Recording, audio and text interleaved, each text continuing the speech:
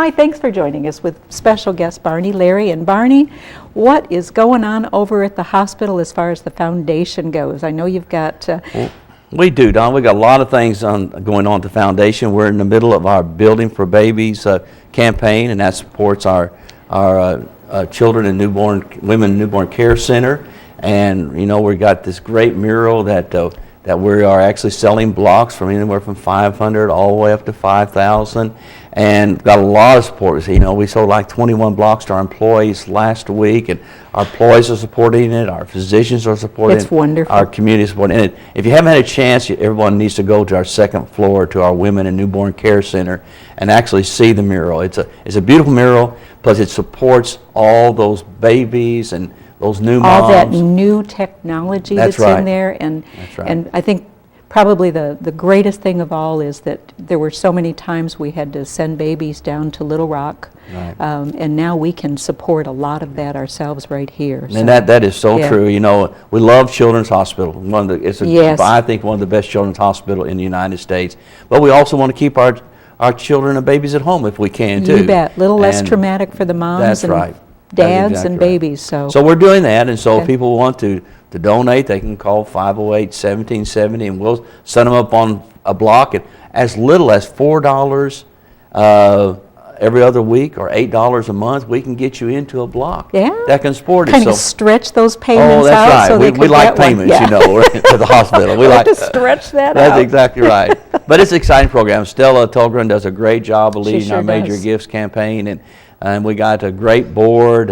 Randall Drake leading our board. John Dice is our Major Gifts chairman. And so just a lot of folks involved in this campaign. And continues to grow. And I think we have 380 plus blocks to sell.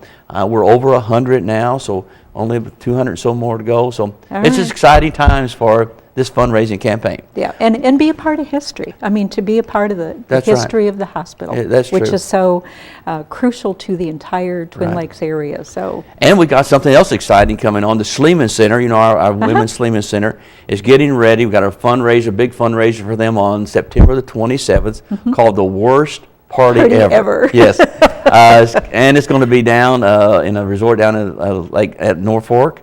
And if they want tickets, they can call our office, 508-1770.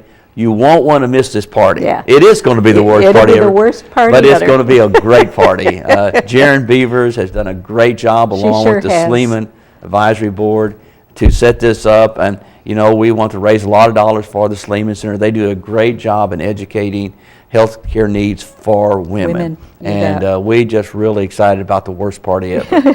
Can we spell it for them? Yeah, I guess you better. WURST as in like sausages. Right. The worst party ever. That's right. But it's going to be a great party. You won't want to miss it. We have a few tickets left. Okay. It's not too late. I think the tickets are $65 a piece.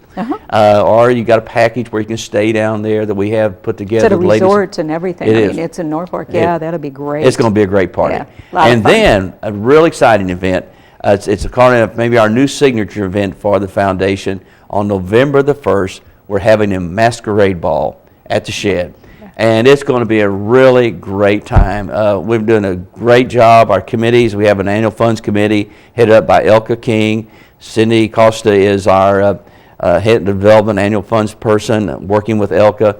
And the committee's doing a great job. And so put it on your calendar, November 1st. This is going to be the best event. It is. It is going to be great. You know, people get to dress up in their tuxes, and if they want to, and the beautiful women in beautiful dresses. I got my gown. That's right. We're going to have a great time on November the 1st, Masquerade Ball. Something new for Mouth and Home. Very new, and it will be. And I know that they've got a great band. They do. I mean, it is going to be just over the top. Yeah, great band, great food, great fellows, and for a great cause. Yes. Because the cause is, as you know, we always every year have what we call the Lend a Hand campaign. And the Lend a Hand campaign goes to support our 4 community houses: our Pikes Cancer Support House, our Rappel Diabetes Learning Center, the Muruck Center for Center on Aging. I want to get these right, and also our Sleeman Women's Center.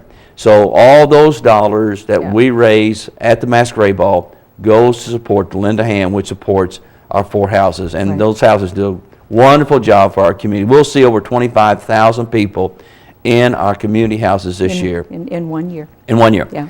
And it's amazing how that has grown. I guess somewhere around 15 years ago, we opened first the Pikes Cancer Support House, and now we've added all the other 3. And we were visiting with some folks that we're working with out of Washington, D.C. They couldn't believe that we have these type of support houses in our small community of Mountain Home, Arkansas. Absolutely, because across the nation you'll find at huge hospitals where they'll have maybe 1 or 2 to support, for instance, someone newly diagnosed with cancer.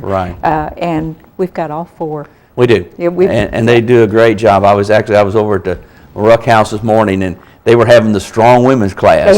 It's quite interesting. I walked in and they were doing what they call a scrub board this morning, and some lady asked me if you ever did a scrub board. I said, I can do a scrub board. I used to wash dishes. Used to wash clothes on a scrub board and die. They couldn't believe I was that old, but I am. So it was good. It was fun. You remembered. Yes, I remember how to do the scrub board.